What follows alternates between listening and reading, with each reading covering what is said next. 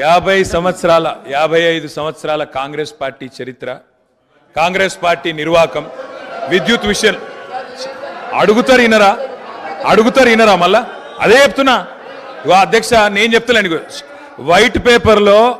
White పేపర్లో ఇలా చాలా గొప్పగా ఈ ప్రభుత్వమే స్పష్టంగా చెప్పింది అధ్యక్ష. ఏం చెప్పింది అధ్యక్ష? మాకు ప్రజలు 11 సార్లు అవకాశం ఇస్తే, 50 ఏళ్ళ అవకాశం ఇస్తే మేము ఇయ్యగలిగింది 2014 నాటికి 6 గంటల కరెంటు మాత్రమే. అంతటి అసమర్థత మాది, అంతటి చేతగానితనం మాది అని వాళ్ళే ఒప్పుకున్నారు అధ్యక్ష. చెప్పనండి అధ్యక్ష, నేనేం అన్పార్లమెంటరీ మాట్లాడతలేను, శ్వేతపత్రంలోదే మాట్లాడుతున్నా అధ్యక్ష. అధ్యక్ష ఇప్పుడు మీది కాంగ్రెస్ పార్టీ కాదు సార్. అధ్యక్ష మీరు మాకు అవకాశం ఇవ్వాలి సార్, తప్పు సార్. సార్ ఆయన మాట్లాడినప్పుడు నాకు అవకాశం ఇవ్వాలి మీరు దయచేసి. అధ్యక్ష విజయవాడలో రాయలసీమ థర్మల్ పవర్ కేంద్రం ఎక్కడ పెట్టిన అధ్యక్ష? కడపలో బొగ్గుందా అధ్యక్ష? కడపలో నీళ్లున్నాయా అధ్యక్ష? విజయవాడలో బొగ్గుందా? ఇలా బాగా మాట్లాడుతున్నారు.